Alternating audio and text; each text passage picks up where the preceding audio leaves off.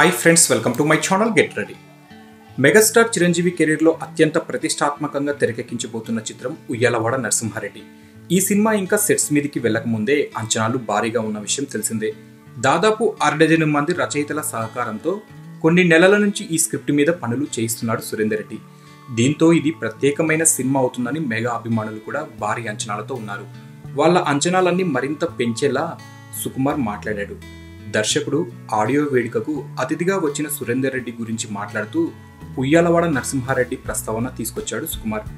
తాను సురేందర్ రెడ్డి దాదాపుగా ఒకేసారి సినీ రంగంలో ప్రయాణం మొదలుపెట్టామని, అయితే తాను ఏడాది ముందుగా దర్శకుడిని అయ్యానని, తన తొలి సినిమా ఆర్య మే 7న విడుదలైతే ఆ తర్వాత ఏడాదే సురేందర్ రెడ్డి తొలి సినిమా అతనొక్కడే విడుదలైందని, 2 సినిమాలు సూపర్ హిట్ అయ్యాయని సుకుమార్ చెప్పాడు.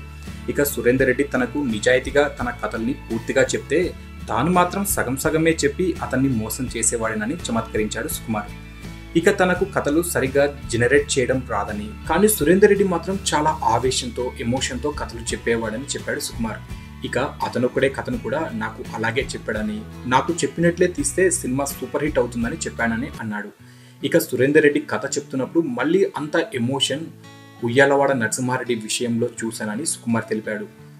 ఉయ్యాలవాడ నరసింహారెడ్డి సినిమాకు సంబంధించి ఒక్కో సీన్ చెప్తూ ఉంటే రంగస్థలం సెట్లో ఉన్న ప్రతి ఒక్కరికి రోమాలు నిక్కబొడుచుకున్నాయని, ప్రతి సన్నివేశం ఎంతో ఎగ్జైటింగ్గా అనిపించిందని సుకుమార్ తెలిపాడు. ఈ సినిమా చాలా పెద్ద హిట్ అవుతుందని, సురేందర్ రెడ్డి కెరీర్లోనే ఈ సినిమా ఒక మైల్ స్టోన్ మూవీగా నిలిచిపోతుందని సుకుమార్ తెలిపాడు.